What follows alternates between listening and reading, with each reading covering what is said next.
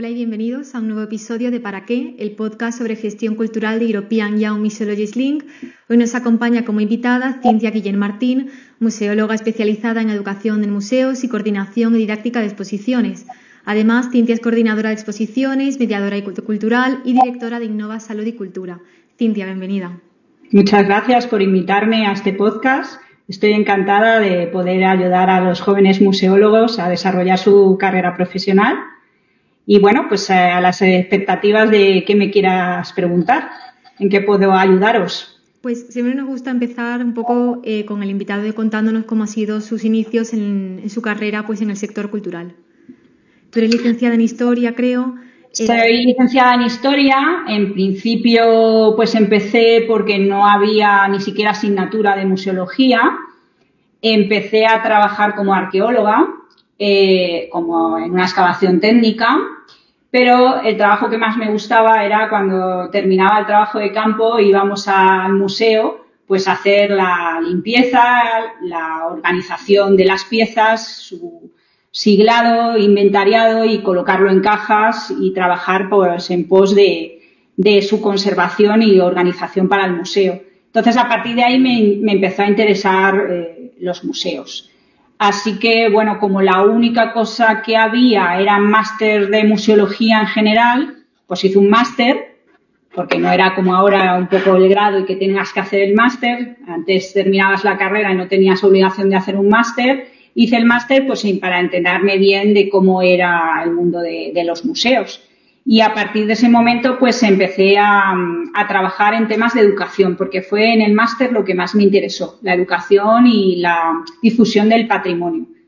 Y bueno, pues empecé trabajando como educadora en varias empresas que ya había entonces, que trabajaban al servicio de los museos, porque los museos no tenían a veces ni departamento de educación y contrataban todo, lo subcontrataban. Y entonces pues trabajabas pues como guía, mediador, educador, depende un poco de la institución, pues lo llamaban de una forma u otra, pero al final era hacer recorridos temáticos, talleres para niños y básicamente eso. Entonces, bueno, pues cuando estuve trabajando en todos estos temas me formé más en temas más pedagógicos, de transmisión de conocimientos y de ideas, pues porque veía que simplemente con contar las cosas de forma entretenida pues no atraes al público, ¿vale? Entonces, a partir de ese momento pues me empecé a formar y al final pues también vi que el problema que tienes no solamente es transmitir las ideas, sino que las exposiciones muchas veces pues no te ayudan a transmitir esas ideas. Los objetos no hablan por sí solos.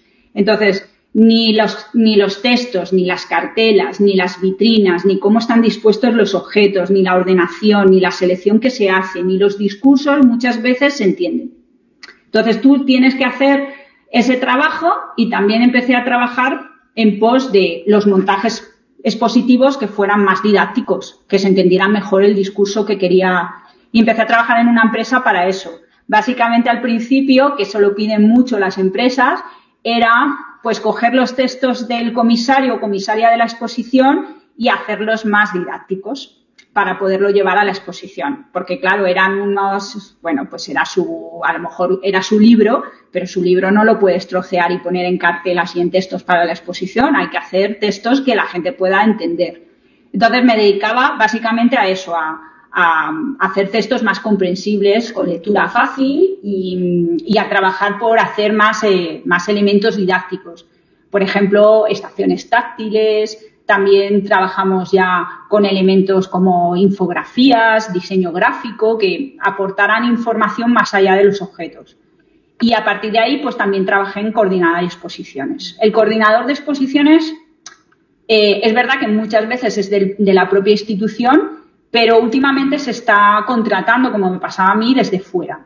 El coordinador tiene que saber todas las etapas de la exposición y controlar todos los tiempos para que se pueda desarrollar la exposición. Digamos que es un poco el que está encima de todos los trabajos que requiere una exposición y así hice pues varias exposiciones temporales coordinándolas. Al final, bueno, pues también trabajé en el departamento de difusión del Museo Naval hasta que decidí montar mi propia empresa, porque todos estos trabajos, y es el problema que tiene la museología en España, son trabajos un tanto precarios, pues con contrataciones temporales por obra y servicio. Es decir, a mí me contrataban en la empresa para coordinar esa exposición temporal. En cuanto acaba la coordinación de la exposición temporal, pues se me acaba el trabajo. Claro. ¿Vale? Sí, unos meses estás ganando bien, pero luego no tienes continuidad. No te contratan de coordinadora para todas las exposiciones que vaya a realizar esa empresa. No, te van contratando de obra y servicio. Pasaba lo mismo con los contratos de educación. Si me contrataban pues para hacer o diseñar talleres o como educadora, pues me contrataban para el servicio. ¿Que duraba 2 años el servicio por contratación pública? Pues esos 2 años. Entonces, claro, es un trabajo muy precario, que es muy complicado mantener en el tiempo. A lo mejor cuando eres joven, pues un tiempo puedes estar así, pero necesitas estabilidad. Así que, bueno, pues al final decidí montar mi propia empresa y hacer mis propios proyectos para pues tener una estabilidad. Arte y Más, cuando comienza su andadura, había alguna empresa de educación de museos específicamente, pero la mayoría de las que ejercían esa labor en los museos eran empresas de servicios generales, ¿vale? Que se dedican tanto a, pues, por ejemplo, vigilar y hacer la seguridad, como también la educación, la limpieza, les da igual. Servicios que necesita el museo externalizar, pues todas esas empresas hacían todo. Entonces, Arte y Más lo que creó, como otras empresas del sector que se empezaron a desarrollar en ese momento, pues es empresas especializadas solo en educación y didáctica, que es lo que yo creo que hay que fomentar a futuro, que las cosas sean más especializadas y específicas.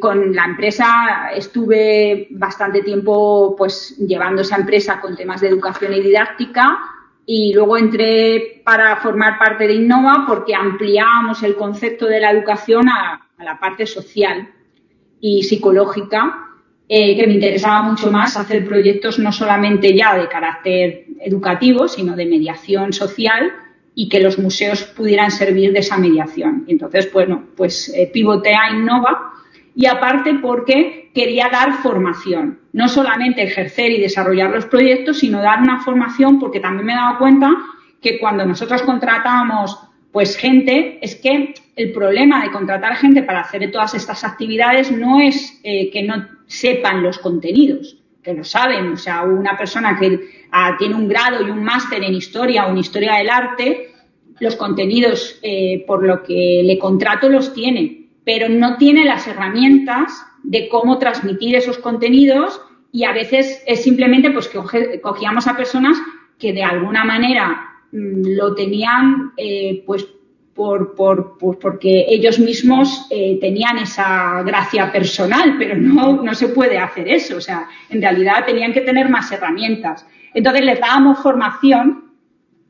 Ya empezamos a dar formación en Innova a los propios trabajadores. Y a partir de ese momento pues entendimos que los museólogos para ser profesionales necesitan formación. Porque uno de los problemas, y supongo que lo entenderéis como grupo que sois de museólogos, es ¿qué es un museólogo? ¿Vale? Que esa es una pregunta que lanzo en este podcast. ¿Qué se entiende por museólogo? ¿No? Porque quien trabaja en un museo es un museólogo o es profesional de museos. Entonces, claro, esto es algo que es complicado de definir. Y cuando es complicado de definir, pues más de poder trabajar, ¿vale? Es uno de los retos, no solo ya la precariedad, sino esa falta de definición del trabajo, y tú como formadora y como lo has vivido de todas formas, sí, formando y desde dentro. ¿Qué otra carencia o una parte invisibilizada? A ver, el tema es que los museos, casi todos los museos en España son públicos. Entonces, así como otras instituciones patrimoniales son públicas, ¿no? No solo me refiero a museos, sino, bueno, pues también hay yacimientos musealizados, otros espacios patrimoniales que también pues tienden a la musealización. el equipo técnico es un equipo normalmente funcionario, ¿vale? Entonces, ese equipo técnico funcionario pues ha pasado por un concurso oposición o por una oposición y ha conseguido ese puesto, y esos son los que se consideran en este momento profesionales de museos. ¿Qué pasa con el personal externo? Como he sido yo durante toda mi trayectoria profesional, que nunca formamos parte del organigrama del museo, ¿vale? Entonces, pues claro, no estamos profesionalizados, porque no nos consideran profesionales, porque no tenemos ninguna categoría profesional. Nosotros nos llamamos museólogos porque no nos podemos llamar conservadores, no nos podemos llamar ayudantes, no nos podemos llamar técnicos, porque eso solo se los pueden llamar los funcionarios. Entonces, la otra forma de entender que trabajamos en museos y no somos del equipo organigrama interno del museo es decirnos museólogos. Pero claro, ¿qué es un museólogo? Porque un museólogo se puede entender como un teórico de la museología. Entonces, museólogo sería, por ejemplo, pues un profesor de la universidad, por ejemplo, ¿no? Que Alonso Fernández o Francisca Mández, que han sido profesores en la universidad y que han estudiado los museos, entonces son museólogos, ¿no? Museólogos teóricos, pero museólogos, pero también hacen práctica y trabajan en museos, han hecho coordinación de exposiciones, comisariado. Esos son los que se consideran museólogos. Pero si tú no estás ni en los museos en el organigrama, ni eres profesor en la universidad, entonces eres museólogo. Ya te digo yo que no. Ni siquiera te consideran profesional de museos. Como empresa, te pueden considerar una empresa de servicios de museos. ¿Vale? Pero el personal que está dentro no se le considera profesional de museos, ni museólogo. ¿Vale? Entonces, en mi caso, cuando a mí me contrataban, de hecho, no había ni categoría profesional para contratarme. O sea, no hay un convenio, no hay un contrato ad hoc, sino que te contratan como técnico para realizar una actividad que normalmente ni siquiera es una contratación directa, sino que tú eres autónomo y tú les haces factura. O sea, no media un contrato. ¿Vale? En realidad, la mayoría de las veces no he tenido contrato en la empresa. Lo que he sido es, pues, una autónoma que les ha hecho un servicio y les ha hecho una factura. ¿Vale? Que es el otro problema. Pero a mí no me reconoce nadie. Entonces, creo que, por ejemplo, algo muy importante que deberíais de conseguir como museólogos jóvenes que sois es que las administraciones públicas hagan un listado de profesionales. De profesionales que ya tengan una carrera, de empresas que sean profesionales, pues para que la gente pueda recurrir a ellos en caso de necesitar su labor, más allá de, ya te digo, de los que formen el organigrama, ¿no? Porque si tú ahora buscas, por ejemplo, en el Ministerio de Cultura y buscas profesionales de museos, ¿quién te viene? Pues te viene la Asociación de Museólogos como profesional de museos, ¿no? Te vienen 4 organizaciones, pero ¿y las personas? Entonces, quiero decir, ahí no somos reconocidas, porque no estamos en el organigrama interno. O sea, en cuanto estás fuera del organigrama interno, no eres reconocido. Y eso, por ejemplo, en Latinoamérica o en Europa no ocurre. Claro, porque no hay esa construcción del museo solamente en lo público. Hay profesionales que los contratan y hay profesionales internos y profesionales externos, y todo el mundo ve, lógico, que haya más allá externos porque normalmente pues están más formados, tienen dinámicas que a lo mejor internamente no conocen los del museo y traen un aire fresco, por así decirlo, ¿no? Entonces, ese es el problema, que hay que especializarse mucho en una cosa que te guste del museo y para que te reconozcan.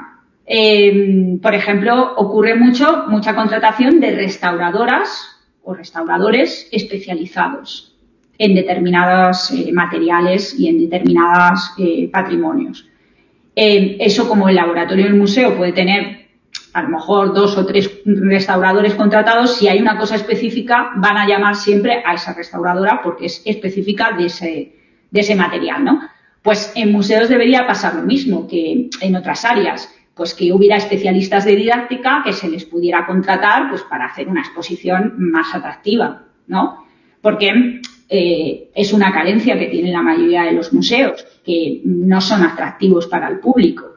Son atractivas las piezas, pero no la exposición, no el montaje. Entonces, es un problema el profesionalizarse, y para eso pues se necesita formación, que es lo que estamos tratando de hacer desde Innova, dar una formación práctica, no una formación teórica. Es que es muy difícil hacerse un hueco en el sector fuera de trabajar como funcionario público.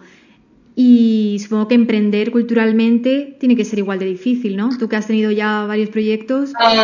Sí, o sea, te tienes que hacer conocer primero. ¿Vale? O sea, si tú montas una empresa y no eres conocido en el sector, por muy empresa que tengas, es que no te van a contratar. Entonces, tienes que haber hecho trabajos independientes por tu cuenta y tener una carrera, y después ya, pues, como empresa, pues tocar muchas puertas para que te contraten como empresa. El problema de los concursos, que la mayoría son públicos. Entonces, cuando vas a un concurso público como empresa y presentas un proyecto, más allá de que tu proyecto pueda tener solvencia o no técnica, tienes que tener una solvencia económica. Y en algunos casos, además, te piden que para presentarte al concurso tengas una experiencia no personal, que yo la puedo tener, sino como empresa.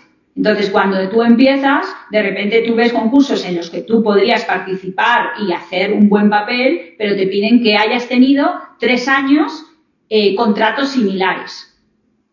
Pero si acabas de empezar, ¿cómo vas a tener 3 años de contratos similares? Entonces, tienes que conseguir primero contratos menores, donde no exista la posibilidad de que te pidan esas solvencias, y ir concatenando contratos menores hasta conseguir que puedas entrar en algún contrato de mayor cuantía, pero es la pescadilla que se muerde la cola. Si tú quieres contratos más, pues tienes que intentar conseguir alguno donde no te pidan esa solvencia de experiencia de 3 años atrás.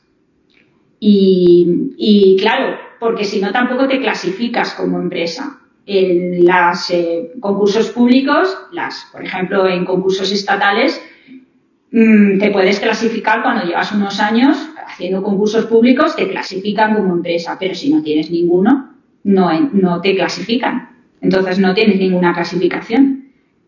Por eso digo que es un trabajo de, primero, tener mucho conocimiento, haber hecho muchos trabajos por tu cuenta y después montar la empresa con conocimiento de causa, porque si la empiezas a montar como un autónomo, se te puede caer. Entonces, hay que tener experiencia, y para eso, pues, tienes que llamar a muchas puertas y empezar a trabajar primero de becario y después, pues, haciendo pequeños trabajos, ir aprendiendo. Hombre, si tienes la formación adecuada es más fácil. Date cuenta que yo cuando empecé pues no tenía ninguna formación. O sea, el máster de museología que yo hice en el CEU pues no te daba ninguna formación de ningún tipo. O sea, pues veías todo en general. Estudios de público, talleres de educación, pues todo en general. Pero ¿cómo se hacen? Porque todos los máster y cursos en los que yo he estado te dicen el qué, pero no el cómo. Esa es la carencia que tienen todas las formaciones, que dicen que todo lo que se está haciendo, qué se hace, cómo se hace, no. Nadie te lo quiere contar. ¿Por qué? Porque eso también implica que, por ejemplo, en muchos máster que yo conozco de educación, claro, invitan a empresas de educación, pero no te quieren como rivales. Entonces no te van a explicar cómo lo hacen, ¿vale? Porque hay mucha competencia. Entonces, nadie te va a explicar el cómo. Es más, seguro que si alguna vez alguno de los que nos están escuchando ha hecho un máster, seguro que le han dicho los profesionales que han ido independientes, no te metas en esto, es muy complicado. ¿No? Porque, claro, es una competencia que ellos tienen. Entonces, también ese es el problema del sector, que hay poco y como hay mucha competencia, pues se lo reparten entre los mismos. Entonces, lo que yo creo que hay que abrir es más posibilidades, o sea, crear más actividad, que no sea la pública. que dependan más de fundaciones privadas, que dependan más de ayuntamientos o de otras opciones que no sean lo estatal, y que, digamos, se abran a la posibilidad de crear más cultura en sus áreas, ¿no? Pues, por ejemplo, se me ocurre, imagínate que en una población pequeña pues hay, no sé, una casa con mucha historia, pues se puede hacer, empezar por ahí y hacer visitas, empezar a trabajar, pero para eso, pues claro, el ayuntamiento te tiene que dar permiso, tiene que conocerte, tiene que saber que el proyecto está bien. Por eso es muy importante, y eso es lo que hacemos desde el certificado de mediación que tenemos en la Universidad Complutense, enseñaros a presentar proyectos. Porque tú puedes tener una idea, seguro que todo el mundo tiene una idea, pues no sé, de una población que conoce, incluso de la ciudad. Oye, pues mira, conozco este sitio que se podría musealizar o este otro que se podrían hacer visitas guiadas. Bueno, pues preséntale el proyecto al ayuntamiento o preséntale el proyecto a la entidad que lo lleva.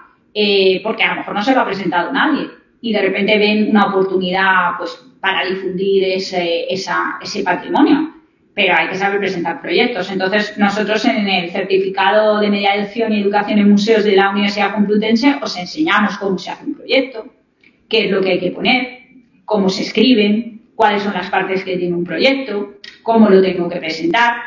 Es que eso es muy importante, porque claro, te puedes imaginar que cuando tuve la primera empresa, Arte y Más, y tuve que presentar mi primer proyecto de educación al recién inaugurado en ese momento Museo del Romanticismo en Madrid, que el primer programa educativo y didáctico que tuvo ese museo con su nuevo nombre como Museo Nacional del Romanticismo, lo hicimos nosotros con Arte y Más.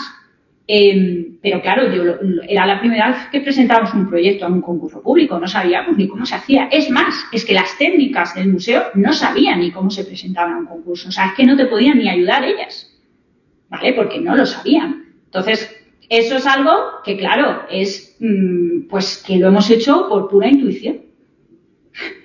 Pero me hubiera gustado que alguien me hubiera contado, porque hubiera perdido mucho menos tiempo. Claro, porque lo hicimos ya te digo, por pura intuición y ganamos eso pues porque pusimos un precio acorde, porque les gustó el proyecto y ganamos el primer concurso. Que eso, claro, nos abrió las puertas. Una vez que ganas un concurso, pues ya sabes cómo presentarte a otro. Pero claro, también es verdad que nos conocían y fuimos a hacernos entrevistas con las técnicos, vieron que sabíamos del tema, vieron que teníamos una propuesta que era muy interesante. El tema también es que los museos y los organismos, o sea, los técnicos de los museos, tanto conservadores como ayudantes, también tienen que luchar más porque los proyectos que ganen no sean los más bajos económicamente, sino los más solventes para el museo. Porque el otro problema, y eso vino después con las crisis económicas, ha sido que la cultura vale muy barata. ¿Vale? Entonces, eso también es un problema, porque tú un esfuerzo de creatividad tan grande que luego tienes que contratar a gente, pues te puedes pillar los dedos. Y contratan a cualquier empresa, solamente porque, bueno, ¿tienen solvencia económica? Vale. Han pagado todos sus impuestos, bien. Han presentado un proyecto que no está mal, vale. ¿Vale 1.000 euros menos que este? Pues ese. Sí, quizás es que no se aprecia, no se le da el valor que merece. Y claro, con Arte y Más fue un poco pionero en el sentido de que la relación entre educación y museos va un poco tarde, ¿no? O sea, se está desarrollando ahora. Sí, muy tarde. Había departamentos, por ejemplo, como en el Museo de Altamira, que sí que es verdad que las técnicos que estaban ahí sabían bien lo que hacían, entonces era fácil a lo mejor trabajar más con ellas porque, bueno, te contaban un poco lo que querían y a partir de ahí desarrollabas, pero había otros museos que es que no sabían ni lo que querían, ¿vale? Entonces, claro, ahí tú dabas un poco lo que querías un poco para ti, ¿vale? O que entendías mejor. Pero luego, por ejemplo, no se hacían estudios de público para saber si había funcionado o no. Era un poco lo que nosotros veíamos. Nosotros luego apostamos también por incluir los estudios de público. no se hacía difusión en redes de aquella. Nosotros empezamos también a hacer difusión en redes, a grabar las actividades educativas y culturales. No se hacían experiencias sensoriales en los museos. Nosotros empezamos a hacer los primeros talleres gastronómicos en el Museo Nacional de Antropología. Antes pensar en alimentación, imagínate una ceremonia, me acuerdo porque, claro, hacer fuego en los museos pues tiene su complicación, claro. Entonces hay mucho control de seguridad, pero hacer, yo qué sé, la ceremonia del café etíope en el Museo Nacional de Antropología pues implica que, bueno, pues que tienes que hacer una propuesta cultural que se adapte, que esté en sala, que pueda haber público y que sea interesante, ¿no? Pero también tienes que controlar todo lo técnico, todos los temas de seguridad, también tienes que entenderte con los etíopes, que tampoco es cosa fácil, en fin, que hay muchas cosas que tratar.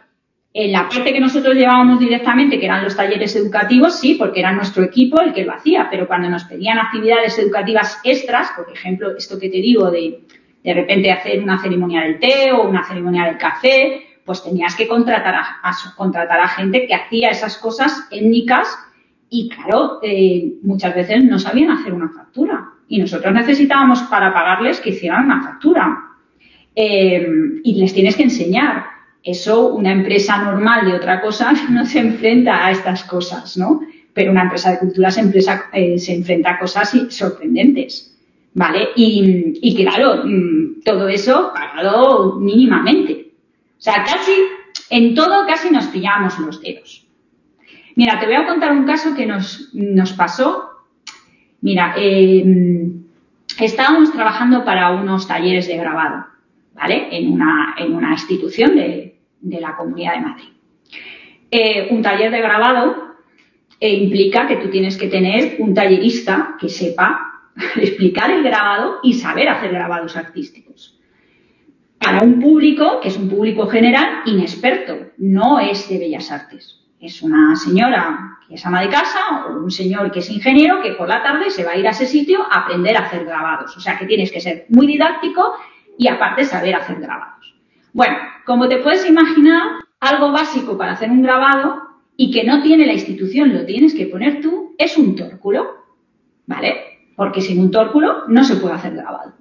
Bien, bueno, pues claro, tú durante ese servicio que tú vas a dar a esa institución, pues o bien tú tienes el tórculo en tu empresa o bien tienes que alquilar el tórculo durante los meses que duren los talleres de grabado. Y tú todo eso lo tienes que meter en el presupuesto, ¿vale? Para que entendamos, porque eso es un extra que, más allá del papel, las tintas y todo eso, que tú tienes que calcular esos materiales que te vas a gastar. Más luego el sueldo del tallerista, más un tanto por ciento que se tiene que llevar la empresa, porque si no, no gana nada. Bueno, pues de repente, cuando nos volvimos a presentar, estuvimos, no me acuerdo, 2 años haciendo estos talleres y volvió a salir el concurso porque cada 2 años pues se renueva y hay que presentar nuevas propuestas. Bueno, pues de repente una empresa presentó una propuesta con un presupuesto que yo no sabía de dónde lo sacaban. Porque yo decía, joder, ¿cómo es tan barato? Claro, nosotros no llegábamos a eso ni de broma. Entonces digo, bueno, pues será que tienen, yo qué sé, no sé, tienen las tintas de no sé dónde. No entendíamos cómo habían bajado eso. Miramos qué empresa era y era una academia de idiomas. ¿Vale? Bueno, porque es una empresa con solvencia, evidentemente, pues sí, es una empresa, ¿vale? Tiene la solvencia económica, estará al tanto de pagar la seguridad social y Hacienda y presentó una propuesta. A ver, presentar una propuesta de talleres de grabado tampoco es una cosa fuera. ¿Qué pasó? Que ganaron, claro, porque habían bajado el precio y el Ayuntamiento de Madrid los contrató, ¿vale? ¿Qué pasó? Que no sabían que había que llevar un tórculo. Bueno, me llamaron, claro, como empresa anterior, pensando que es que el tórculo se pasaba de empresa a empresa. Digo, no, el tórculo es mío. Claro. Entonces, claro, me insistieron en que si se lo vendía, me insistieron en si se lo alquilaba, ¿vale? Y yo, claro, yo le dije, mira, es que esto no se hace así. Hay que saber a qué te metes. ¿Tú crees que se pilló en los dedos esa empresa? Te garantizo que sí.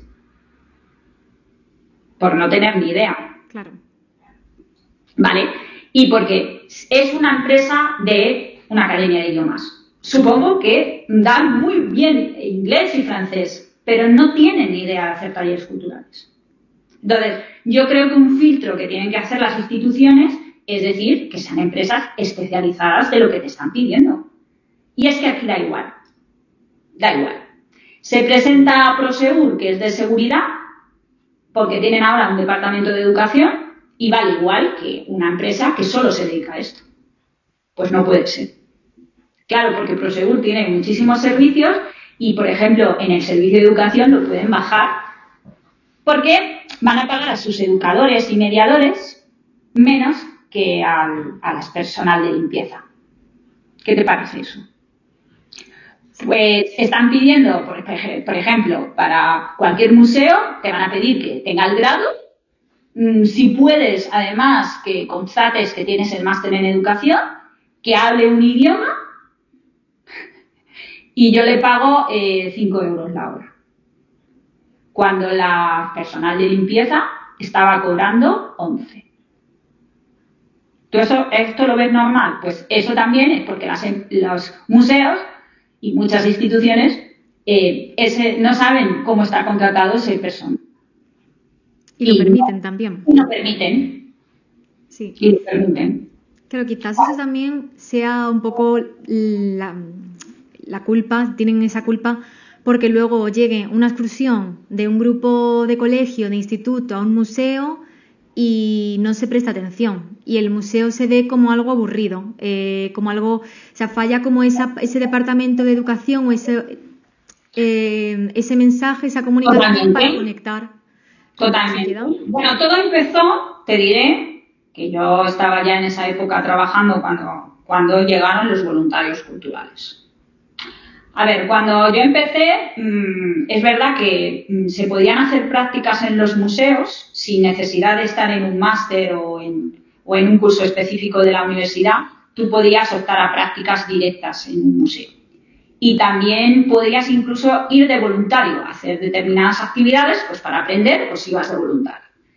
En ese momento, Comisiones Obreras y UGT consideraron que eso pues no se podía hacer con los jóvenes. Y entonces quitaron todo el voluntariado que no fuera prácticas, sí, pagadas a través de los másters de las universidades o de los cursos de las universidades y no se podía hacer voluntariado. El voluntariado empezó a hacerse por las asociaciones de mayores. Solo podían ser mayores de la tercera edad. Por esto de que está bien, o sea, como idea está bien planteada, ¿no? Que los mayores pues tienen que hacer una actividad y no se queden en casa y no se sientan como fuera de la sociedad. Bien, está bien. Y creo que incluso haciendo esa actividad de difusión en los museos a mayores de su misma edad, creo que es muy interesante como experiencia. Y con algunos jóvenes, para determinadas cosas, contar su propia experiencia, también. Pero el museo no controlaba qué discurso llevaban. ¿Vale? Entonces había voluntarios que trabajaban muy bien porque seguían el discurso del museo y contaban cosas pues más o menos adaptadas a la edad del público que tenían, pero otros iban por libre, porque, yo qué sé, pues me pasaba en el Museo Naval. Pues hay un voluntario que es ingeniero naval y ahora pues está jubilado. Pues el ingeniero naval solo contaba cosas de ingeniería naval. Todo lo demás, pues no le interesaba contarlo, ¿vale? O a otro, pues le interesaba la batalla de Trafalgar y se liaba a contar cosas en el área de Trafalgar y el resto del museo, pues no lo contaba. Entonces, claro, eso yo me llevaba a los demonios, porque yo decía, bueno, pero es que esto no es una visita. Ya incluso cuando ves niños de 6 años, 7 años, que les está llevando un voluntario y están llorando porque se están aburriendo, porque es un señor mayor que les está contando cosas que no entienden, porque no se pone en la posición de ellos, pues ahí, pero no puedes hacer nada, porque es como que los museos pues tienen que tener obligatoriamente a esa asociación de voluntarios. La asociación de voluntarios que, como te digo, había a lo mejor un ingeniero naval, había una maestra jubilada, pero de repente había un cartero, que sí, que será muy apasionado por la historia, pero lo siento, no tiene los conocimientos que tengo yo. Cuando yo me puse la primera vez a hacer educación en el Museo Naval, varios voluntarios me cogieron y me dijeron que cómo sabía yo tanto si llevaba un mes. Como si tú fueras una voluntaria más. Claro, que cómo sabía yo tanto, porque a mí, claro, me contrataron externamente, ¿no? Digo, porque yo es que tengo un grado de historia.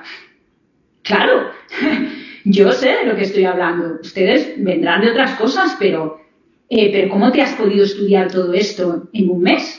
Es que yo no me he tenido que estudiar muchas cosas, es que ya me las sabía.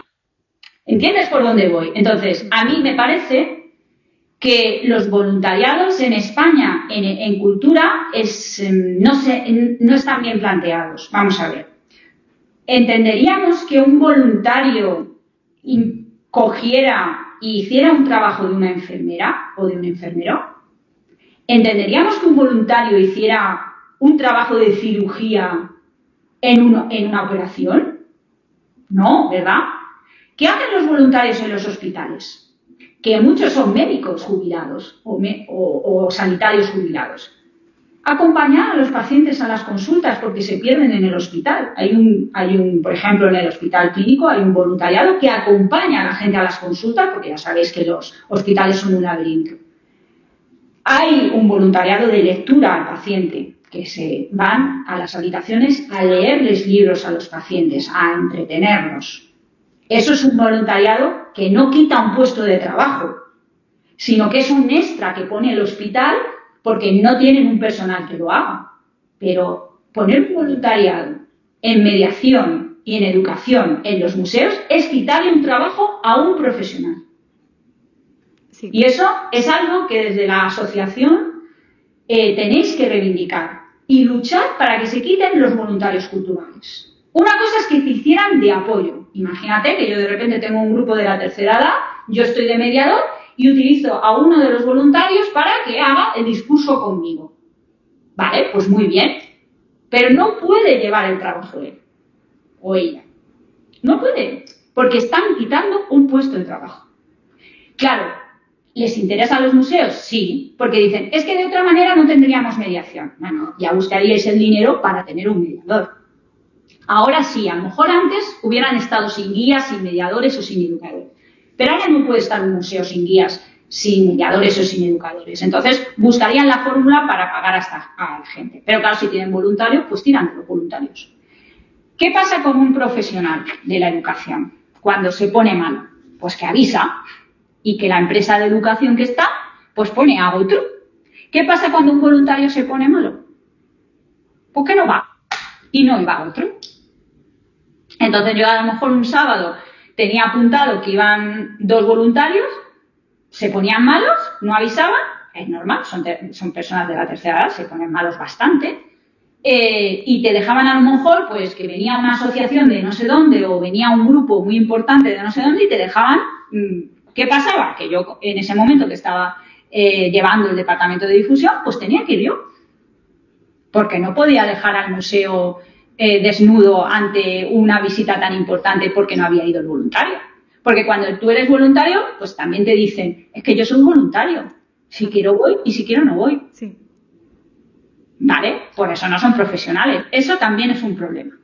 Muy gordo. Muy, muy gordo. Porque mucha gente, si me dijeras que en cultura pues hay mucho trabajo, pues te diría, bueno, pues a lo mejor eso pues pueden cubrirlo los voluntarios porque hay mucho trabajo. Pero si estamos hablando de que hay una masa que sale de las universidades y que necesita trabajar en lo suyo y encima los puestos de trabajo que se les puede ofrecer están cubiertos por voluntarios, y aparte, ¿qué sensación se queda al público cuando ve a un voluntario? Como que eso lo puede hacer cualquiera. ¿No? ¿Es así? Si lo hace un señor mayor, bueno. Y aparte que, claro, nadie se cuestiona si lo que está diciendo es verdad o es mentira. No, si lo dice este señor será así. Lo ha puesto el museo allí. Lo ha puesto el museo ahí. Pues no les controlaban nada de lo que decían. Yo empecé a controlar lo que decían, porque decían barbaridades. Sesgadas, políticamente hablando también, sexistas. O sea, el museo que estaba en posiciones de contar cuestiones de género, y te encontrabas cosas que decía un voluntario, pues como una opinión personal que no puede decir nunca un guía o un mediador o un educador. Pero un voluntario sí. Entonces, yo digo que uno de los principales problemas es, primero, que la precariedad es porque los concursos públicos no están adecuados al perfil y tienen que empezar a pedir que se pague lo que se tiene que pagar a una persona que ha estudiado lo que ha estudiado y encima que les pidas un idioma, y después que se quitan los voluntarios. Los voluntarios tienen que estar haciendo aquellas cosas que permitan crecer a la institución, pero que no ocupan un puesto de trabajo. Lo siento mucho, pero no pueden hacer eso. Pueden ser un apoyo, pero no pueden quitar un puesto de trabajo y lo están quitando. Porque muchos museos, bueno, pues han dicho, mira, pues así damos un servicio de algo. Están ellos, pues algo hacen. Que no digo que muchos voluntarios no sean muy buenos, ¿eh? Escúchame que hay muchos voluntarios que yo he visto que se lo curran y lo hacen muy bien, pero no todos. Porque luego, claro, tienen, encima de eso, de ir de entretenimiento, pues algunas ventajas pues tenían, les pagaban algunas cositas, y en fin, pues claro, la gente mayor, pues por ejemplo, en el Museo Naval se les pagaba el transporte, ¿no? Ahora ya no, porque todo es gratuito, pero entonces, claro, les interesaba por eso. También, por supuesto, pues podían ir a farmacia militar o comer en el comedor de suboficiales, cosas de menú o cosas así como si fueran un miembro de la Armada. Bueno, pues les interesaba ir, claro, obviamente. Tenían ventajas, pero no para el museo. Entonces, bueno, yo creo que se les ha valorado en un momento dado bien a algunos, pero creo que, sinceramente, sigo insistiendo desde el minuto 1 que quitan un puesto de trabajo. Es un sistema muy mal planteado. Muy mal planteado. Sí, y hablando así de sistemas, ¿habría que hacer modificaciones en los sistemas de oposiciones a archivo, biblioteca y museo? Sin ninguna duda. Sin ninguna duda. Son también sistemas obsoletos basados en lo teórico y no en lo práctico. Y claro, el tema está que, bueno, pues te tiras muchos años estudiando y todo lo que has estudiado prácticamente en la carrera, incluso en el máster, pues es que no te sirve para la oposición en casi nada. Porque la oposición va por otro camino totalmente distinto. Cuando empiezas a opositar en museos, en archivos y en bibliotecas, tienes que empezar prácticamente una nueva carrera. Entonces, ¿qué sentido tiene que tú hagas un grado? Porque cuando, por ejemplo, alguien se presenta a las de Derecho, sí que todo lo que ha estudiado le sirve. Pero en nuestro caso, no. ¿Por qué? Porque no sé cuántas veces has visto la ley de patrimonio, que es básica e importantísima a lo largo de tu carrera, cuando estudiabas en la universidad. No sé si algún profesor te ha comentado algo sobre la ley de patrimonio, habrá sido... De pasada. De pasada. Bueno, pues creo que algo esencial es que las universidades se dan cuenta que la legislación sobre patrimonio y sobre cultura, los estudiantes de historia del arte, de humanidades, se lo tienen que saber. Y tiene que haber asignaturas de eso, porque es básico. Eso ya sería un paso para que tú llegaras a las oposiciones con una solvencia. ¿Vale? Luego, los temas se tendrían que adaptar a lo que estudiamos en la universidad. ¿Y qué pasa? Que, no sé, hay una asignatura de museología que ni siquiera todo el mundo coge. No tiene mucho sentido. Tendría que haber una línea en la universidad pues para trabajar en museos, en archivos, en bibliotecas, en documentación. ¿Vale? Porque documentación también es muy importante, claro, pero no solo ser documentalista, sino documentación también sería una parte de ramas. Igual que la teníamos para ser arqueólogo, pues eso. Yo creo que el tema está también en eso, en que la universidad también se tiene que adaptar a los puestos de trabajo que hay. Y la oposición en sí mismo, pues también que se pueda escoger de forma más práctica a la gente. Porque claro, puedes escoger a gente, pues digamos, que tenga mucha capacidad memorística, que escriba muy bien, que digamos tenga habilidades pues para desarrollar los orales, pero a lo mejor luego no sabe trabajar en un museo o en un archivo, en una biblioteca. Entonces, pues creo que se tendrían que fomentar más las prácticas, que se valoraran las prácticas. Ese es el problema, que antes había otro tipo de oposición, pero ahora es así. Entonces hay un componente de memorística, de suerte y de estudio muy profundo de la materia que no te da para que luego seas verdaderamente un profesional de museos. Entonces, bueno, eso es lo que creo que se tendría que cambiar, pero creo que más que la oposición se tendría que cambiar los estudios en la universidad, que están fomentados para ser profesor. Ni siquiera de profesor de secundaria, es para ser profesor en la universidad, pero no sirven para el resto. Y tampoco fomentan la creatividad para que tú crees ideas nuevas. Claro, cuando yo empecé y dije voy a montar una empresa de educación en museos, bueno, yo creo que la mitad de los profesores con los que yo hablé que me preguntaban qué estaba haciendo, es que no entendían para nada de qué iba mi empresa. Bueno, de hecho todavía hoy cuento que hago en Innova, no sé si alguien entiende exactamente lo que hago, más allá de dar formación, que eso sí que lo entienden, y de preparar las oposiciones, todos los trabajos que hacemos en los museos, nadie entiende lo que hacemos. Entonces, también hay que dar visibilidad a lo que se hace en un museo más allá de hacer exposiciones. Y creo también en ese sentido que ese es el problema. Entonces, la gente que sale de las carreras y que quiere ser museólogo, ¿por qué es museólogo? ¿Porque le gustan los museos? ¿Cómo consigue ser museólogo? Pues habría que tener, yo creo que un curso puente o algo así que te permitiera tener la categoría de museólogo, más allá de que luego opositaras. Es decir, básicamente lo que estoy hablando es que creo que se tendría que hacer una escuela del Louvre en España. Dar una formación, una vez terminas la carrera y el máster, pues meterte en esa escuela para ser museólogo y luego ahí, pues si tú quieres opositar, a partir de que te has dado esa formación en museos, quieres opositar, pues opositas. Y si no, pues poder tener una serie de cargos en los que tú pudieras trabajar a través de eso. Y esa es la idea que tenemos en Innova, iniciar un proceso para que se cree una escuela pública de museos. ¿Vale? Que era lo que yo pensaba que iban a hacer en el Museo del Prado, con ese, ¿no?, Campus Prado, que nos sirve nada más que para sus propias formaciones, pero no para una formación general, ¿no?, de museólogos. Entonces creo que en España lo que hace falta es crear un centro para formación de museólogos que certifique que tú eres un museólogo y a partir de ahí, pues tú puedas trabajar como profesional. Y que se habla en los organigramas de los museos a recibir no solo personal interno, sino a personal externo. Claro, y que haya co-creación, porque sobre todo en educación, y que es lo que más conozco, y en cultura, es que el tema está que esos departamentos como mucho tienen 2 o 3 personas. ¿Tú crees que 2 o 3 personas pueden hacer la programación anual de todo un museo sin tener más capacidad? No. ¿Y llevar redes sociales y hacer un podcast? Es que no.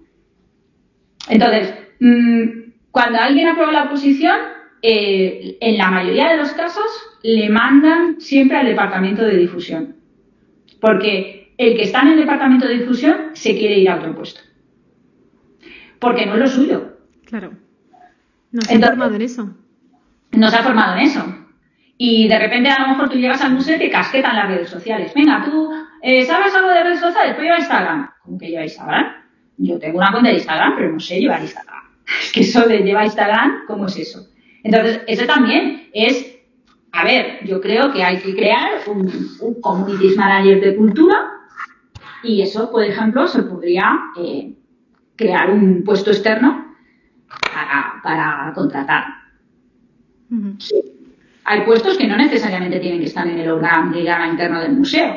Por ejemplo, también un jefe de didáctica puede estar, pero luego puede haber uno especialista en didáctica de exposiciones. Y eso se puede subcontratar. Y no necesitas tenerlo en el organigrama. Porque son cosas tan especializadas que, en principio, por mucho que tú apruebes la oposición, no vas a tener gente especializada en eso. Entonces, yo creo que con eso lo que quiero decir con este podcast es la gente que tenga ilusión por ser museólogo y no funcionario, que es esa opción, que no digo que luego los funcionarios no sean especialistas en colecciones, en conservación o incluso en difusión, que hay muy buenos. Pero es especializarte en algo Que sea muy necesario en la actualidad, pues por ejemplo ser community manager de cultura o creador de contenidos, como quieras también. Se puede ser community manager y creador de contenidos. O también mediador, que seas tan específico en eso que te tengan que contratar a ti y no tengan por qué contratar a alguien que no sabe hacer las cosas. A nadie se le ocurriría que, no sé, por ejemplo, los equipos de fútbol, ¿no? Que trabajan como una empresa. ¿Por qué contratan entrenadores si no tienen los propios de su organigrama? ¿Por qué? Es que está clarísimo, ¿no? Porque contratan porque tú les vas a dar mejor servicio que si tuvieran los propios entrenadores. Ellos tienen segundos, terceros entrenadores, pero el primer entrenador se contrata desde fuera. Pues esto igual, los museos pueden tener un organigrama de gente que trabaje en cosas específicas de la institución y luego puestos que tú puedas contratar gente externa, museólogos especializados en esas cosas. Porque es que por muchos años que tú te tires en una institución, pues no te haces especialista. ¿Vale? Entonces yo lo que me he encontrado es que había mucha gente, pues eso, que le gustaba la difusión, pero otra gente que estaba en difusión y no le gustaba. y era jefe de difusión. Sí, pero el sector se va adaptando, va evolucionando y hace falta pues ese departamento de comunicación, difusión, de creador de contenido. ¿Cómo se adapta a todo eso? Por ejemplo, el Museo del Traje, que seguro que lo tenéis más en mente, que tiene una muy buena programación, ¿tiene personal que no es específicamente funcionario en comunicación? Sí. Y se nota. Vale, entonces creo que esos puestos pues deben crearse en los museos. Pero para eso, pues tiene que haber una formación que tú digas, mira, es que esta persona está formada en tal cosa y tiene este certificado oficial de tal escuela. Que eso es lo que estamos intentando en Innova, que nuestros certificados sean oficiales. Que tú digas, salgo con este certificado y todo el mundo comprende que yo puedo trabajar de mediador, que yo puedo trabajar en comunicación. Claro, tienes que estar totalmente adaptando también los contenidos que dais en la academia. Claro. El sector cambia y vosotros tenéis que cambiar también. Por supuesto. Al mismo ritmo. No tiene las mismas necesidades el museo de los 90 que el de ahora. Ni muchísimo menos. Claro, es que el museo de ahora no puede permitirse solo ser un museo de cara a la sociedad actual simplemente local. Tiene que estar en redes, tiene que internacionalizarse, tiene que buscar que tengas un público visible y presencial, pero un público virtual. Tiene que crear una comunidad virtual. Y esa comunidad virtual es muy necesaria para la existencia, o mejor dicho, para que pervivan los museos. Porque como venga otra crisis económica y viendo la situación que tenemos en el mundo es posible, los primeros que sufren son los centros culturales y los museos. Porque nadie entiende que si estamos pasando hambre o carencias sanitarias o de cualquier otro tipo, el presupuesto público se vaya para esos sitios. Porque la cultura no vale de nada en épocas de crisis. Ahora bien, si tú has fomentado, y eso se fomentó bien con el COVID, pero luego se perdió, que la cultura sí que da un valor y es sanitariamente también, que es la salud mental, que es por lo que estamos también trabajando en Innova, porque se entienda que la cultura también provoca beneficios en la salud de las personas, socializa, cura heridas. ¿Crees que los museos de la memoria no curan heridas más que desarrollar programas de memoria? Pues sí, los museos por la paz, los museos de la memoria curan heridas a las personas que lo han vivido y a las personas que no lo han vivido pero lo han sufrido de alguna manera y pacifica las sociedades. Entonces la cultura está para eso. Para pacificar, para socializar, para mejorar la salud mental. Eso es algo que intrínsecamente, por ejemplo, estaba en mí, pero que otras personas a lo mejor no lo han descubierto, porque no han tenido las posibilidades que he tenido yo, con una familia que sí me llevaba a museos, que sí me enseñaba arte. Entonces, yo, por ejemplo, ¿por qué empecé a estudiar esto? Pues yo empecé a estudiar esto porque me hacía sentir mejor. Si yo veía cómo eran las personas y cómo se hacía sufrir, yo estudiaba historia y empezaba a comprender por qué somos así las personas. Y me hacía sentir mejor. No peor, fíjate, me hacía sentir mejor. Y aún así, cuando yo veo qué mierda el mundo, qué asco, cómo somos las personas, me voy a un museo y veo, no sé, el descendimiento de Van der Weyden del Prado y digo, madre mía, qué obra más brutal. Somos el ser humano capaces de lo peor y de lo mejor. Y me reconcilia. Pero claro, yo tengo herramientas, conozco la obra, conozco al autor, entiendo lo que hay ahí detrás y eso me transmite y me da consuelo, pero una persona a lo mejor llega y dice, uy, me crea más crisis, como no entiendo lo que veo. Entonces, creo que eso es una parte esencial de los museos, que entiendan que más allá del contenido y el continente y que puedan transmitir conocimiento, es que la cultura tiene que ser sanadora, la cultura tiene que socializar, la cultura tiene que intervenir en la sociedad, tiene que ser valiosa. La mayoría de los países no tienen Ministerio de Cultura, en eso tenemos una ventaja en España. Hay un Ministerio de Cultura, todavía se entiende la cultura como... Pero claro, se entiende la cultura como un instrumento político. Entonces, claro, también en ese sentido viene también la precariedad. Si no fuera solamente un instrumento político y fuera algo valioso para la sociedad, claro, ¿y qué es algo valioso? ¿Cómo se ha visto la cultura en estos años? Que también es un problema con el turismo.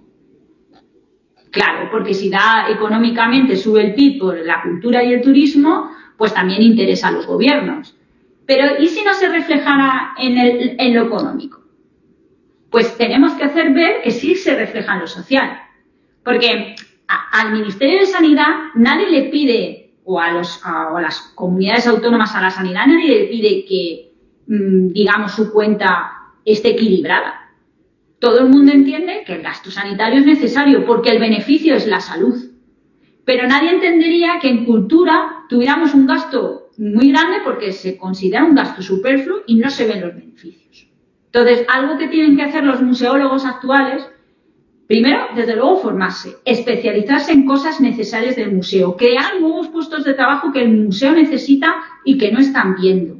Y después, transmitir la idea de que la cultura es algo más que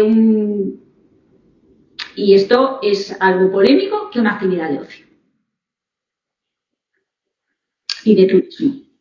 Darle el valor que se merece. Es que lo es. Y nosotros lo sabemos, porque supongo que nadie coge una carrera como esta pensando que va a trabajar y que va a vivir muy bien. No, esto es vocacional. Es totalmente vocacional. Y lo hemos hecho porque por algo nos gusta la cultura. Entonces, ¿por qué no transmitimos por qué lo hemos hecho? Pues eso es muy importante. Entonces, por eso estos podcasts vienen muy bien. Viene muy bien que se hagan muchos vídeos acerca de la importancia y del valor de los museos. Eso se hizo mucho en pandemia, porque como los museos estaban cerrados, pues se hizo una actividad brutal con las redes, pero luego se dejó de hacer. Lo mantuvo el Prado, lo ha mantenido un poco el Thyssen y algún museo más, pero en general los museos han dejado de hacer ese trabajo. Y eso es importante porque empezaron a ver la gente que los museos eran algo más. Es verdad que se quedó en el mero entretenimiento. Cuando estamos aquí encerrados, estamos aburridos, pues mira, nos vemos esto y tal. Bueno, bien, pues ahora tenemos que dar el paso más. Vemos que puede ser un entretenimiento, que pueden no ser aburridos, porque, bueno, francamente, cuando yo empezaba esto, todo el mundo decía, museo, aburrido. La primera palabra, aburrido. Bueno, ahora ya parece que hay más gente que dice que no es tan aburrido. Vale, pues vamos a dar el paso de que puedan permitir socializar, que puedan permitir resolver problemas personales, que puedan permitir que haya pacificación social. Eso podría verse como una herramienta necesaria. Lo digo porque vamos a entrar seguro en otra crisis. Sí. Y en esa crisis la cultura sufre, siempre. Entonces, bueno, creo que es importante y aparte que pues muchos conflictos que tenemos ahora sobre género, cómo se trata a las mujeres, la violencia, Todo eso se puede hablar en los museos, se puede captar a través de las colecciones, se pueden crear discursos. Pero, claro, para eso los museos se tienen que modernizar. No pueden hablar siempre de los mismos temas, tienen que tratar otros temas. Es así, y no puedes hacer talleres de cosas que no interesan a la gente. Tienes que hacer cosas de la contemporaneidad que interesen a la gente. ¿Puedes hacer talleres para eruditos? Sí, puedes hacer recorridos para eruditos, pero tienes que hacer cosas que atraigan a un público más general. ¿Que el museo no es para todos? Pues tampoco, claro, no va a ser para todos, evidentemente, pero puedes conseguir que buena parte de la gente lo considere una cosa necesaria. Ahora, ¿acude más gente a los museos? Infinitamente más. ¿Pero cómo acuden? ¿Pasa el museo por ellos o pasan ellos por el museo? Y claro, para mí lo importante es que haya personas en los museos, que les reciba a alguien, que haya mediación, que haya trabajo en sala, más allá de las obras. Y eso, pues, tiene mucha carencia. Y en general, pues incluso a veces te coge la visita y ha sido peor, porque ha sido más aburrido que verlo tú. ¿Por qué? Porque están con personas que no tienen las herramientas. Tienen los conocimientos, porque claro, yo todas las visitas que he ido, evidentemente la persona que me lo explicaba sabía mucho, pero la mayoría de los casos no sabía transmitir los contenidos. Y es porque no dan formación en eso. Entonces, en nuestro certificado damos esa formación para que se entienda qué necesitas para poder ser, por ejemplo, mediador. Eso es un poco lo que yo veo desde mi punto de vista, que ya digo, yo he estado trabajando en museos y en patrimonio siempre y de forma externa, nunca formando las plantillas internas, y siempre he tenido trabajo, pero es porque me he buscado la formación por mi cuenta, porque eso es verdad, o sea, yo no puedo entrar de forma externa sin saber lo que tengo que hacer. Yo tenía que saber más de los que estaban dentro. ¿Y cómo lo hacía? Pues hablando con otros profesionales, pues que me enseñaban, pues me iba a un taller, me iba a otro. Pero eso no puede ser. Lo lógico es que hubiera una formación certificada para tú poder hacer eso. Una formación profesional, por ejemplo. Sí. Ni siquiera universitaria. Que hubiera una formación profesional también. Porque para determinados puestos ni siquiera necesitas tener el grado. Pero a lo mejor una formación profesional no estaría mal hacerlo. Y luego certificados después de la formación del grado y del máster. Es que yo lo veo claramente, que es que en la mayoría de los casos que yo conozco gente con un nivel académico altísimo, que no saben qué hacer con eso. No saben qué hacer con eso. Porque es demasiado teórico. Falta claro, formación práctica. Sí. Claro. Es así. Es que, por ejemplo, los de historia de arte, ¿saben llevar una galería de arte? ¿Han tenido alguna asignatura de cómo se gestiona una galería de arte? ¿O de cómo se hace una feria de arte? ¿En alguna ocasión han visto eso? ¿O cómo se trabaja en una casa de subastas? Por ejemplo, que son puestos que pueden ir los de historia del arte. ¿Cómo es el mercado? ¿Cómo hacer un presupuesto? Si es que yo ya me he encontrado gente, por ejemplo, una cosa básica, ¿cómo hacer un presupuesto? Es que los de historia o los de cultura en general, parece que lo económico lo hemos obviado, pero tú tienes que saber hacer un presupuesto.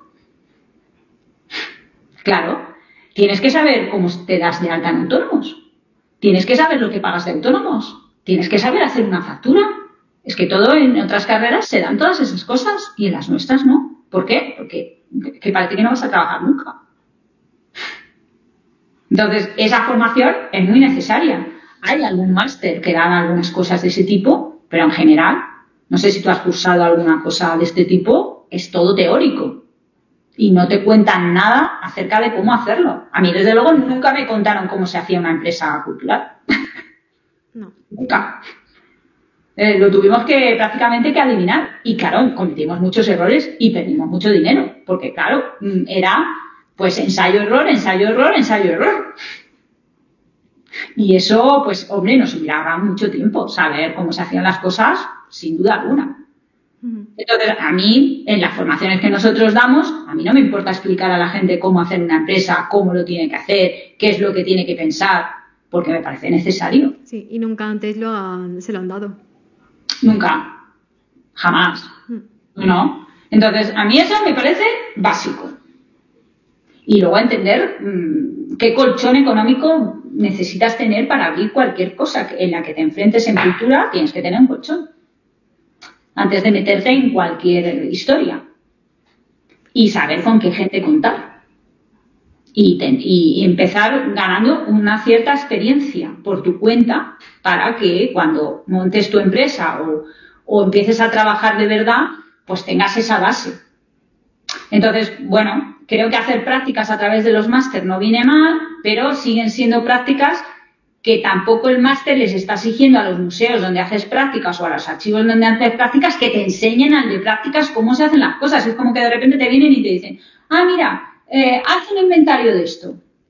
Oye, perdona, yo vengo a que me enseñen, no a hacer yo una cosa que ya sé hacer.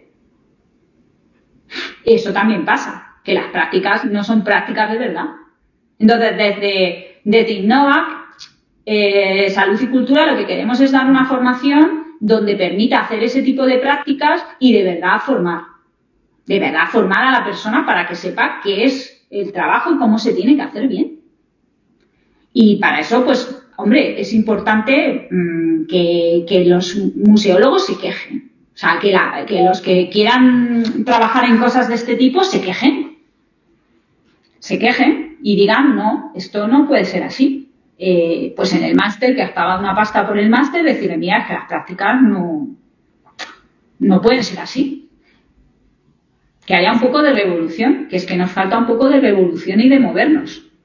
Y de que haya más altavoces diciendo, pues mira, es que la cultura, perdónenme, pero no va bien en nuestro país. Claro, porque los que ya están en un puesto fijo de funcionarios no se van a quejar. Claro, y las asociaciones que se están haciendo de ayudantes y de conservadores de museos no van a defender al profesional externo, van a defender al profesional interno y no van a querer abrir el organigrama. Y eso también es un problema, porque claro, la gente de cultura no se apoya, ¿vale? Los de dentro están en su parte, oye, yo he aprobado, a mí los que no habéis aprobado me dan igual, y no miran porque esto, en realidad, ellos podrían tener mejores sueldos, mejor carrera profesional, si se valorara más. Y si aceptaran a más gente externa, se valoraría mucho más. Es que nadie pensaría en eso en cualquier otro país de Europa. De hecho, yo tengo varias amigas que, por ejemplo, se fueron a Holanda con su currículum de aquí, que habían hecho varias cosas, llamaron a la puerta de un museo, les pidieron una entrevista y las contrataron. Sin más. Claro, porque eran buenas, sabían lo que estaban haciendo y al museo le interesó y se las contrató. Claro, esto, tú vas a ir, primero que te reciba la dirección del museo, si te quieren recibir, que son un servicio público, deberían de recibirte. Y como mucho te van a explicar dónde tienes que ir a opositar. Pero no van a aceptar fácilmente proyectos de co-creación. Hay algún director o directora más abierto de mente que sí que puede aceptar alguno, pero en general no. Y yo creo que los museos también tienen que estar abiertos a co-crear con otras empresas externas. Porque al final el museo público es de todos. Si no, se convierte en que no es de todos. Sí, el museo es de todos, el patrimonio es de todos y todavía no nos hemos dado cuenta. No es de todos. Al final es de unos. Y los demás participamos en él en la puertecita que nos dejan abrir. Pero nada más. Esa es la realidad. Y es más, los proyectos que yo he visto que han emprendido gente solo ha sido a base de pico y pala, llamar a puertas, insistir y conseguir una financiación. Porque otra cosa que no saben hacer muchos museos es hacer captación de fondos, captación de patrocinios. El fundraising no lo saben hacer. Ese es otro profesional de museos que se necesita y que se va a necesitar en un futuro, porque los museos no van a poder vivir solo del presupuesto público. Van a necesitar patrocinios. Entonces, un puesto yo creo que necesario sería un especialista de captación de fondos. Entonces, por ejemplo, un museólogo especialista en captación de fondos también sería un puesto que se va a requerir en el futuro. Pero claro, para eso te tienes que formar. Claro. Pues Cintia, para terminar, tenemos que hablar de oposiciones porque estamos a escaso mes. ¿Qué consejo puedes dar a los que se van a presentar ahora? Porque claro, también es un problema que no hay muchas plazas ofertadas. No. Bueno, Entonces, es la mayor oferta que ha tenido los museos nunca. Y los archivos y bibliotecas, pues también. O sea, es buena oferta de empleo público. Nunca había habido unas ofertas de empleo público tan grandes en cultura. Aún así, son pocos puestos para la dimensión de gente que tiene carreras culturales. A ver, las oposiciones también tendrían que especializarse en el sentido de que no pudieran valer todos los grados. ¿Vale? Eso porque se puede presentar un periodista, un graduado en Derecho, un ingeniero, lo que quiera. Pues yo creo que los de cultura tendrían que cerrarlo a unos grados concretos. Eso, desde luego. Pero como no va a ser así, pues bueno, pues se presenta gente que a lo mejor, pues claro, conoce mucho de legislación y buena parte del test pues tiene que ver con legislación, claro. A ver, este mes, para la gente que se está presentando, obviamente se tiene que centrar uno en estudiar el test, tanto de ayudantes como de conservadores. Entonces, la única fórmula que hay es hacer test, porque estudiar sin hacer test no te sirve de nada. Entonces, tienes que hacer muchos test. Nosotros tenemos publicado en Innova, a través de Amazon, varios cuadernos de test, súper actualizados, con test y preguntas que pueden caer perfectamente, porque algo que nos hemos dado cuenta es que los tribunales pues tiran de nuestros test. Porque obviamente en otras oposiciones, no sé si lo sabéis, pero los test los hacen empresas externas, no el tribunal. En estas oposiciones sí lo hace el tribunal, pero el tribunal tampoco es experto en hacer test. Entonces, ¿cómo van a hacer los test? Pues obviamente con test que ya tengan hechos de la Administración General del Estado, y ahí van a tirar más de las preguntas, lógicamente, de legislación. Los test que estén hechos por comunidades autónomas que ya tenían hechos test de patrimonio, por ejemplo, la Junta de Andalucía, por ejemplo, los de Aragón, Castilla-La Mancha, Castilla y León, que han hecho oposiciones con test específicos de museos y de patrimonio, pues preguntas pueden ser que extraigan de esos test antiguos y luego de los test que tenemos publicados en las academias. Porque ya os digo, no se van a inventar 110 preguntas, o por lo menos, si se inventan 10, pero más no. Entonces creo que es muy importante hacer los test que están publicados. Porque eso te va a garantizar que buena parte de las preguntas del test las hayas visto. Ese es mi consejo, que los test que están publicados están de la mano de todo el mundo, incluido el tribunal. Entonces, si haces esos test, pues puedes garantizarte que buena parte del test lo puedas sacar. Y luego, pues ir al dato concreto. No te puedes estudiar, pues yo qué sé, un tema de un museo simplemente en la parte conceptual. Te tienes que ir es que no te van a preguntar una cosa, yo qué sé, que tenga que ver con un concepto artístico. Tiene que estar algo muy definido, muy claro, porque si no, no hay 4 respuestas para eso. Entonces van a ser preguntas, pues sobre todo de fechas, van a ser preguntas de datos concretos y de colecciones, de que sepas las principales piezas de todos los museos. Así que mi consejo es pues que hay que saberse la selección de piezas de todos los museos y las principales piezas que tienen los museos, porque de eso va a haber preguntas, eso sin duda. Sí. Y bueno, pues como digo, estudiar haciéndote preguntas. Si tú coges un tema, pues te tienes que preguntar qué preguntas me haría yo sobre ese tema y así sacar tus propias preguntas de test. Pero no puedes estudiar memorizando, pensando en interpretar para redactar un tema. Eso con los test no vale. Pues muchísima suerte a todos los opositores que nos estén escuchando. La suerte también es muy necesaria en las oposiciones, sí.